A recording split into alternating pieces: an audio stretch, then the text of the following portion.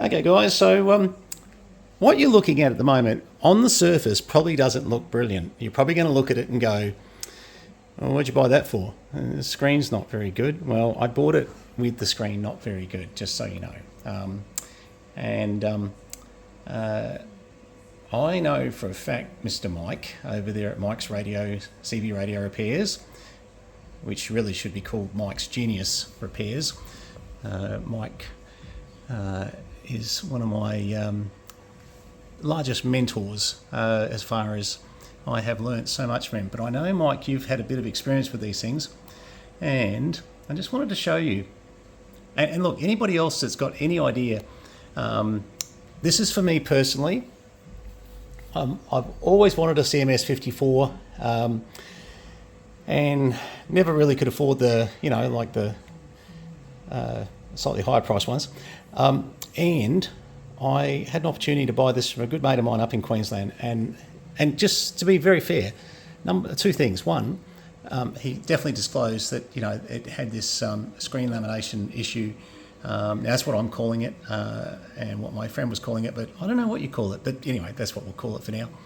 I can actually read and look at this, like not putting anything in there. I don't have to dial it in. Auto finds, 435, 250, 3.6 power. Hello, 1, 2, 3, 4, 5, 1, 2, 1, 2. Deviation shows up. I mean, the monitor, for all intents and purposes, is working beautiful. The analyzer, at least. And I am really keen to this one. I've got a spot where we're testing radios day in, day out, but not my normal workshop, actually out in the museum. And I thought, you know what, this would be perfect, especially with ones we don't know frequency of, etc. Because it is nice that you can just hit the transmit button, bang, auto searches, etc. But if anyone out there has had some experience with the CMS54 and the screens and that, and look, I know, I get it. But if someone said to me, oh, look, it's going to cost you, $1,500 for another display for it, well, I'm going to buy it. I'm just going to buy it and put it in there because, I seriously think it's worth it. Now, the other thing my lovely wife was saying to me was there a way that you can just sort of, provide some backlighting to it or something? And I thought, you know what? For a non-electronics person, although she is VK3HWK, she's the real thing these days. I sort of thought, don't know. And I said to her, I honestly don't have enough to do with LCD displays, and I haven't really had a lot of experience. And just so you all know that if the worst case scenario was I had to use this for the rest of my life until one day, it died, that would be very worthwhile for the price that my mate sold me this for. It wasn't a lot of money. He was extremely reasonable. So this is not a video to say, oh my God, look what arrived. Quite the opposite. It's actually, the screen's better than what I thought as far as being able to resolve everything and see it all. And as you'll see with the contrast, so you've got to find the spot. Oops, sorry. See, even with I've got to give you a bit of angle there. Actually, not so bad there. Now I can see it from any angle straight on, no worries, actually. That's no probs. But yes, ideally, they normally look like this over the whole display. And, so that's why I don't think backlighting is going to have anything to do with it. I think it is, as we discussed, something going on with the screen laminations itself that's caused this. And, it's one that I'll seek advice on first from all you guys, because for once I'm not the teacher today. I may have learned something from one of you. But as you can imagine, if I was able to get a screen and it all came up like this, what a beautiful piece of equipment. I've always loved these, and I've known what they were worth to buy. They're an expensive piece. And I'm trying to remember, Mike. I'd have to go back through your videos. I reckon you were running a CMS something that you would upgraded to in the shack a few years back, and that's why I'm sort of singling you out a little bit. But I don't know what you think, Mike, but I reckon. Look, I don't mind even saying, look, I paid $800 for this, plus a little bit of freight to get it down, about $60 freight, and I just think it's an absolute steal, even with the monitor. and that's Australian, Mike. So that's about $3.80 US funds. So, you know, sort of, that's to give you a comparison. Not quite, but you know what I mean. Australian dollar. Anyway, but really, really nice piece of test equipment. I've got to learn a little bit about, you know, how to get around it and what to do. You know, as you've got here, set RF and do all your different things. We're on RX test at the moment. You can go RF level, signal and noise. Look, there's so much that, oh, I see, RX test, TX test. So when I go there, it goes over, I see. And I know the camera's not picking this up awfully well, but when I'm standing back from it a bit, I'm actually not having any trouble seeing this. I know that sort of surround there, where it's obviously, you know, a little bit off, is probably you're not seeing it as good as I am, but no, it's quite viewable. I'm trying to get the right angle with the camera. The camera's just not able to pick it up. I've got to come in close here, but I'm about probably 400 mil back from it. I'm reading 435, 250, etc. No problems. 3.5 watts power, blah blah blah. You know, just lovely. But yeah, look, they're a beautiful unit. They really are. Just a bit of a look at the back, so you can see what they do here. Oops, sorry, I had to jump up on my kitchen bench here, having some trouble with my eyesight at the moment too. My diabetes levels went a bit high, and unfortunately, my eyesight's a bit blurred. It will come back. Print and parallel, control, and what's the bottom? IC62, not sure what that one is. There you go, Mike, more opportunity to say, hey, idiot, this is what this is for. You know what would have been nice? You're guessing it. If they had an external video out on them. That would fix the problem easily. You wouldn't even bother. And this is the problem with a lot of IFRs, actually, that I've got. Digital IFRs, like I've got I've got one. Out in the shed, we use a IFR something, digital screen. I can't remember the number of it now. Fairly late model too, but one of the things they complained about was that there was no, like if the screen goes, you're in a lot of trouble, which is true of a lot of units, to be honest. Yeah. But anyway, that's a really nice pickup, this one. And as I said, look, it's not one that we're going to be selling. This is one that I was really keen to have a play with myself. And believe it or not, there is still some interest in some stuff that, hang on, I'm just going to go back a bit. I just noticed, as I go back further, I can see it better, but you can't on this camera. No, you on the camera, you need to be close up.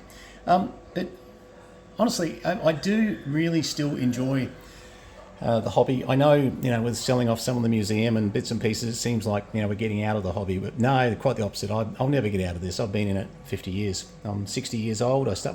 48 years, because I started when I was 12. And, you know, there's still things that just really blow my mind as far as what they are and how useful they are and how much fun they are and a bit exciting, etc., etc. Just having a look on here to see if there's anything giveaways to where this might have come from. Whoops. So someone did the calibration in 14 RF test solutions. Is that 14? I can't read that, sorry. I think it's 14. And what else have we got here? 14, yeah. Electrical safety test. I was just seeing if there's any other telltales, etc. And I'm going to have to look up, download a manual for one of these too. If anyone's got a link, just chuck it in the comments file. That'd be great. Save me time. But yeah, I just wish I could show you how easy this is to see for me versus this kind of, you're getting a lot of difficulty seeing this bit here where I'm not. But I still, as I said, I could use a lot of this, but man, I'd love to get this 100%. And as you can see, yeah, see, I'm sitting back from this quite a way, and I can read all that beautiful with the 3.5 watts and the deviation. Hello, there you go. Hello, and I'll bring it up to my mouth. 1, 2, 3, 4, 5. 1, 2. Whoops, hang on. 1, 2, 3, 4, 5. 1, 2, 1, 2, 1, 2, 1, 2. Yep. I've just always thought that these Rhode and Schwarz CMS series, they just were so user friendly, easy to, you know, just chuck some RF into. The only other thing, Mike, I might have to put if we end up using sort of 100-watt radios in this, I suppose we'll need to do an attenuator and maybe set up a calibration for that attenuator. Hey Mike, how many dB do we need on? I'm just being lazy now. Oh goodness. I should label this video "Asking Mike for Advice on the CMS54." Sounding like a good title, clickbait, you know. So that anyway, I'm sure you'll see this, Mike, and it just. But I think you'll agree. Even with in the US where you guys buy a lot cheaper than we do, I think this was just an absolute steal. But you've got to have an interest in the Rhode and Schwarz CMS54, which I did. So that's probably a good reason for me buying it. But I'm just having a look over here. There's so much I don't know about this yet, and I'm going to learn. Oh, okay, 1 2 1 2. Hang on, bring that up a bit. 1 2 1 2 1 2. Oh, look at that. 1 2 3 4 5. Yeah, see what I mean?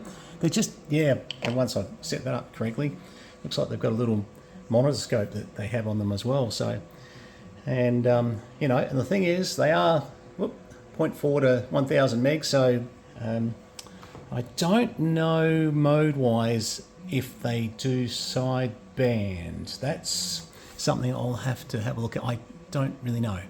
And since I'm putting a signal in at the moment that's FM only, I can't really see if it even wants to auto switch to find it.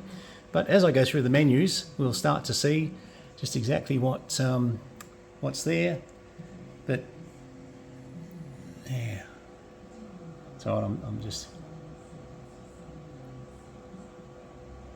trying to get the camera right for you so that you can see it, where I can actually see this pretty well. But yep, lot to learn about this unit. But my mate in Queensland, you know who you are, mate. I could not be happier. Thank you. You've sort of made one of my little passion projects come true at a really, really fair price. I really appreciate. I don't know why a million other people didn't jump on this. This really was. I suppose people are fearful of the screen, but you know me, guys. I am a gambler. I will. The only way I've ever made money in life, and a lot of the stuff I've done in life, had to roll the dice on auction cars. I did it on a property I never went and saw, which actually did very well.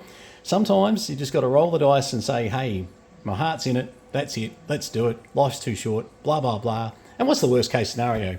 You lose $800, won't kill anyone, will it? So there you go.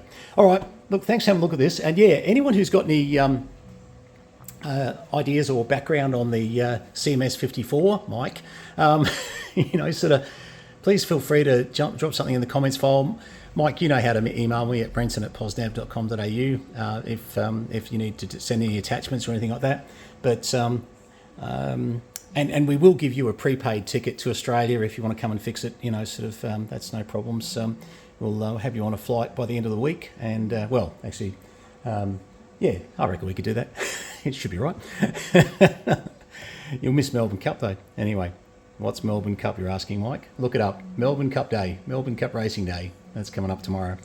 All right, guys, 73s to you. Thanks for having a look at this video. And yes, if anyone's got any advice, love to know. And we'll keep you updated on how we go and what we end up doing with the screen on this. And I'm sure we'll probably use it way before we fix the screen because it's so totally usable. It's quite amazing. I didn't expect, just so you know, to be fair to my friend in Queensland, I think he didn't want to overstate the screen and in any way. So maybe undersold it a bit in some respects, but that's the sort of guy he is. I've got two mates in Queensland when it comes to test equipment, and one of them's Andrew, and Andrew, you know who you are, and the other one is Lynn, and you know who you are. So guys, thank you very much for your help. Both of you have been incredible, just helping me out with that last disaster. But you know what, all's well that ends well, and only because of friends like you. 7-3s, guys. VK3 Charlie Mike, Tangan Malanga, North East Victoria. I suppose I should at least give you a shot, a finished shot where you actually see it actually working. It is a bit harder when this camera's not. For some reason, the camera's reflecting that sort of like what looks like a burn there. But I definitely am reading it so much better. All the best, guys. Cheers.